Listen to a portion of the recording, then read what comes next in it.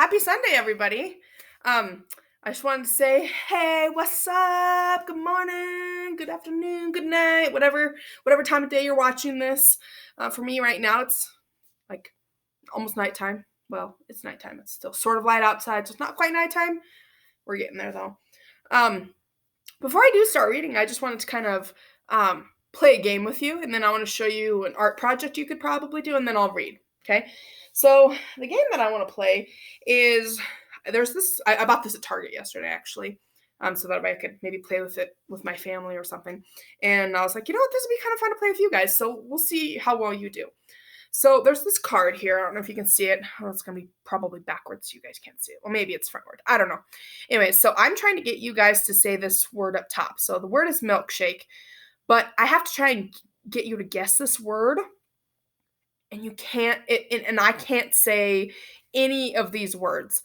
So if I were to say the word ice cream, I would have to move on to the next card, or chocolate, or straw, or yard. I wouldn't be able to you guys wouldn't be able to get this point. So I'm trying to get you to say this, but not say these words, okay?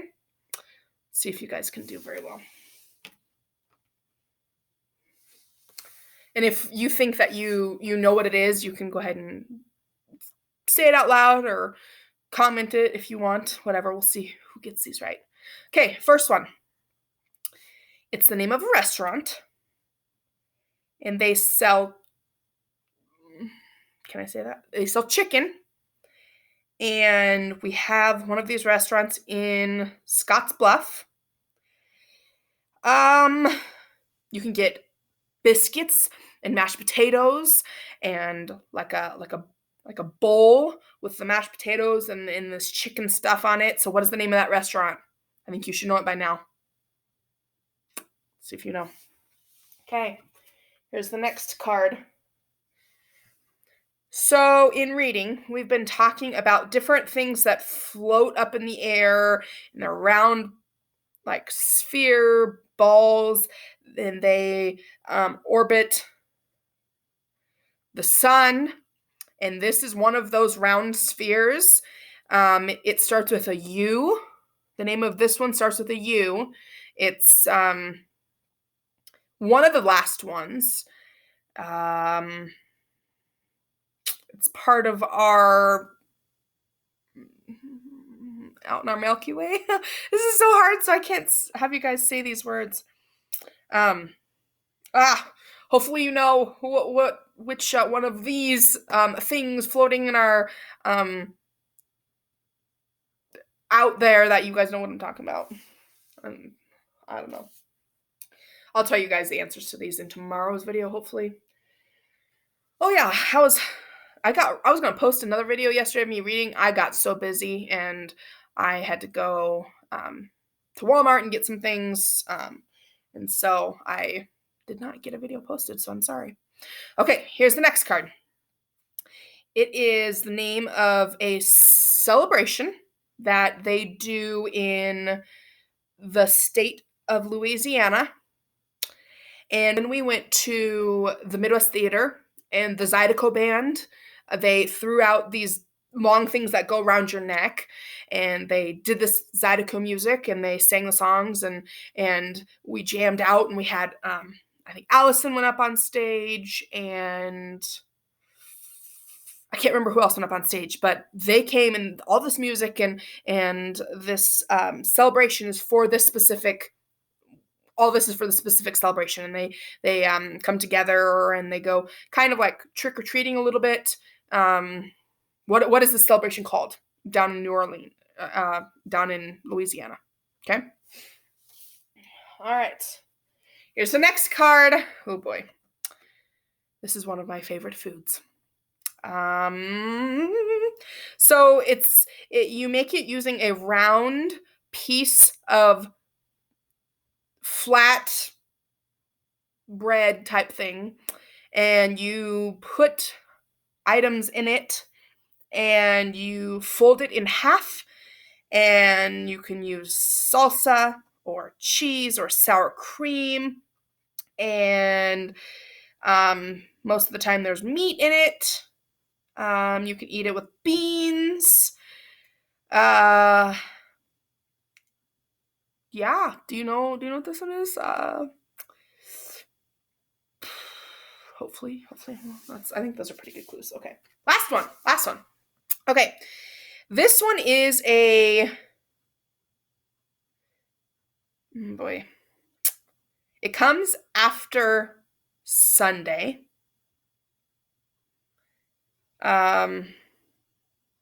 It's generally the first day of school for the 5-day period that we do go to school.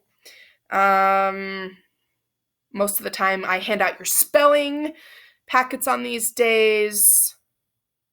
We start a new story for reading on this day. What day is it? Well, hopefully you were able to get all 5 cards based off of my clues. And if not, and you're stumped, you'll see the answers in hopefully tomorrow's video. A lot of teachers are having some online meetings, and so hopefully I'll be able to post tomorrow because there's lots of stuff going on. Okay, the next thing I'm going to show you. So I was bored, and I saw this really cool video on TikTok, which some of you might have already seen this, but it turned out really cool. So here's my piece of artwork. It almost looks like bubbles or balloons or something, and it's actually really easy. It might look kind of complicated, but it's actually really easy. And basically how you do it, you like fill in the different empty spaces with the black. And I'm thinking about coloring this. Do you think I should color it? Just like make them all different colors or rainbow or something? Do you guys think I should? I don't know. I think it looks really cool, just black and white. So tell me what you think. Should I color it or not? Okay, I don't know. I'm going to show you exactly how you can do one of these too. It's super easy. So, okay, so here's my pad of paper. And you just take and you draw just a random line, just like that. And then on different points along the line, you draw some dots.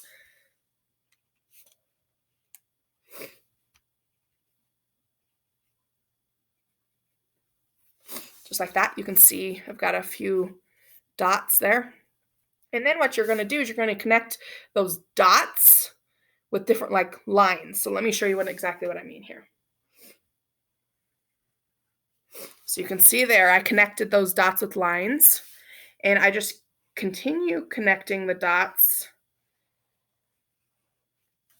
just like that. And then I can go, I did it on the top now. Well, I can go on the bottom.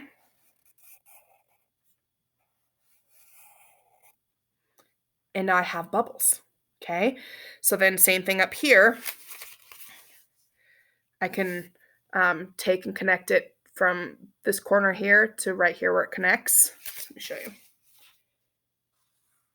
It doesn't have to be perfect. The lines can be kind of crooked. They can be kind of wavy. But see there? I just, from the top to the bottom, made some bubbly lines. And so basically I'm just taking and connecting those dots by adding little Humpty Bumps, I guess you could say. So see, now I've connected those. And how I made mine look like this was, I think my original line went from here all the way down to the bottom. And where it connected here, I just made another line going off, or here I made it going down. And so you can just connect, I think right here, I just made it connecting these two. This one, I think I went from here to here. You just keep going off of that. So I'll show you what I mean by that. So I could take and go off of this line right here. Okay, so see, I made it going off of that line, and I can put a couple of different dots on this line right here. And then I just connect the dots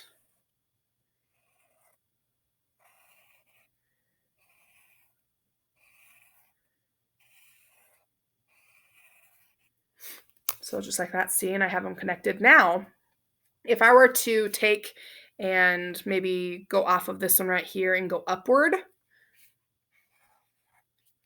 I have that there. Now you can make that all just one bubble, like this.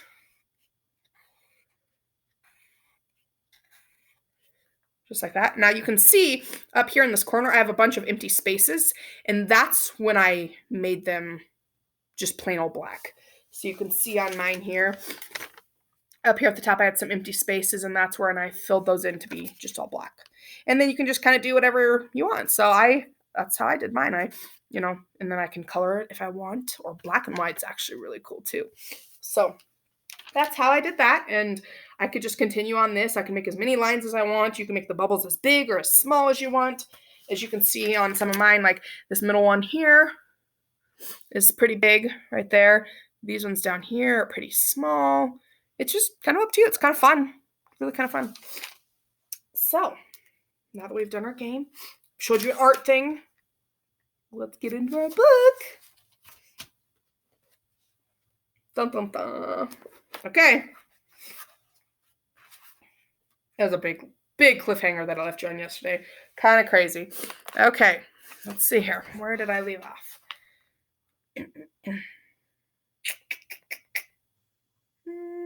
Can't find it.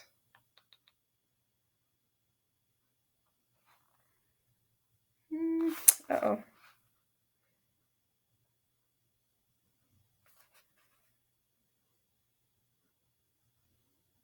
Okay, here we go. I'll back up just a hair. But then we rounded the corner and arrived at our pod, and they stopped short. Their faces went dark. What is it? What's wrong? I asked. They glanced at each other, but neither one spoke. I shrugged. Okay, fine. I'll be the only talkative one. I opened the door to the pod and stepped inside. Standing there were Dr. Grassmere and Sergeant Kelly. Azalea was sitting between them, staring at the floor. We've been waiting for you, Dr. Grassmere said. His ever-present politeness was nowhere to be found. He was done playing nice. This time, he was playing for keeps. I don't understand, I said. I was just coming in to get ready for a nighttime lecture. Oh, were you now? Dr. Grassmere pulled out a tape recorder and pressed play. I heard my own voice. And it said, that's why I agreed to come here in the first place, to make sure that could happen. But now we all know that that's a lie. Dr. Grassmere laughed without smiling. Did you actually think we didn't listen into every word you said? Did you actually think we didn't monitor every move you make? What kind of scientists would we be if we didn't keep an eye on our subjects? Every second of every day. Poor ones, I'd say. He nodded to Sergeant Kelly. Let's wrap this up, shall we? Sergeant Kelly, please bring me subject 48356 to my office, where we will begin isolation therapy. Sergeant Kelly moved toward me. She had a sad expression in her eyes, but was moving toward me with purpose. And I had about 3 seconds to decide what to do next. Would I accept my fate, or would I take a chance? Would I surrender, or would I fight? Run, Norbus!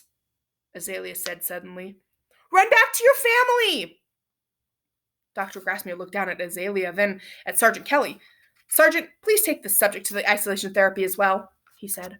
But before anyone moved, I zombie-zinged Sergeant Kelly right on the neck. She froze in place instantly.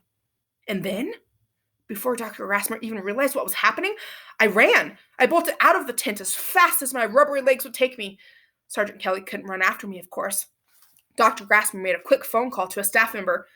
Don't harm him in any way, I heard him yell. Make sure you take him alive. Even in my highly stressed state, I could appreciate the irony in that. If only I were alive. He's running. Ooh, so people are going to come try and find him there, but he's trying to get out, and oh boy, I don't know.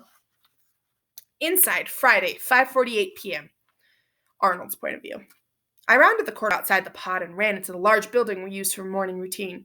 I knew it would only be a matter of minutes before Dr. Grassmere got either Burstus or Frumpus in to undo the zombie zing on Sergeant Kelly, and they would be after me, along with pretty much the entire staff of the territory.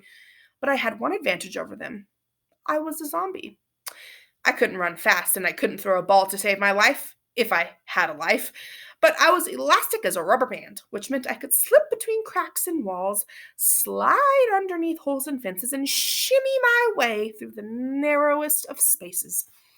I had one destination in mind, the outer fence.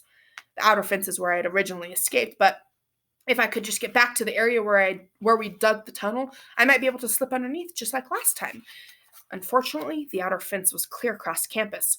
I ran as fast as I could, which wasn't very fast, for a few minutes, then turned a corner and stopped short.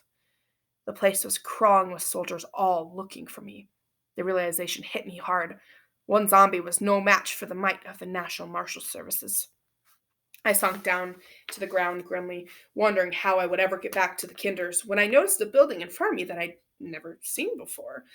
It was tucked away and hard to notice because its the dark green color blended in with the trees around it. Across the front of it were two words written in small gold lettering: the infirmary. As soon as I saw those words, I knew I had seen them before. But where? It took me a few seconds, and then it came to me. They were written on the boxes that we'd unloaded from the truck. The boxes that had our weapons in them, which turned out to be nothing more than a small green pill. And I remembered something else. That pill had been called the Strength and allowed us to get across a giant field in a single step and reach the roof of a building in a single jump. It had a weird side effect afterwards, of course, but I decided not to think about that. Instead, I thought, wait a second. What if there were more of those pills somewhere inside the infirmary? I realized that there might be a way home after all. I'm not going to stop there. Don't you worry. It would be a good place for me to stop, but I'm not going to stop there. I'm going to read a little bit more. Outside, Friday, 6:19 p.m. Evan's point of view. So it turns out that Sarah Ann has a really funny laugh. When Kiki and I went over to her house to talk about rescuing Arnold, the first thing that happened was we met her mom. She was really nice and a little stunned that Sarah Ann suddenly had friends visiting her. She'd met Kiki, but seeing me was a whole new level of shock. Her daughter had a gang! If only she knew that we were planning to take her daughter with us on some dangerous mission. After finishing up the incredible snack spread that Sarah Ann's mom had laid out, we went downstairs to her basement, where it was our turn to be shocked. Sarah Ann had set it up to look like a mission control at a space station. There were chairs, computers, charts, and maps. Sarah Ann sat in front of a computer and didn't say anything. She just started typing. Fast. After a minute, Kiki said, what are you typing? Sarah Ann didn't look up or even acknowledge Kiki. She just stayed focused on the computer. After 5 minutes, Sarah pushed her chair back from the desk. Kiki and I leaned in to read what she'd written. The plan to rescue Arnold Z. Omby. Government Territory 278 is 37 miles from here. The lab operates 24 hours a day with military personnel guarding the gatehouse at all times. Satellite images from Google Earth show a compound of 7 buildings which form a giant rectangle. In the center is a field or training ground. There's one building that is hidden away in the woods. The internet doesn't say what the building is called, but it's green and has a square shape with a short wing on each side. Behind that building are some woods that drop down into a stream. This will be our point of entrance. It is the only place on the compound that is not surrounded with barbed wire because zombies can't swim. A car will drop us half a mile up the road. Then we'll have to walk the remainder of the way. We will disembark the car before dawn, so by the time we get to the territory, it will be just light enough to see, but just dark enough to have some cover. 3 of us will set out to find Arnold. Also, I have bought orange jumpsuits at the mall for all of us because that's what Arnold told us zombies wear in the territory. This way, we can blend in. I told my mom they were for a school play, but for some reason, if anyone figures out who we are, we will pretend to be students who got lost on a field trip. Meanwhile, 2 of us will stay in the car waiting for a prearranged signal to announce that we have Arnold. They will then meet us by the road outside the clearing. Tomorrow's morning weather conditions will be favorable, with fog limiting visibility and the possibility of rain to slow down pursuers.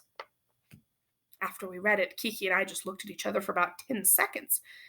Finally, I said, "This is the most awesome thing I've ever seen."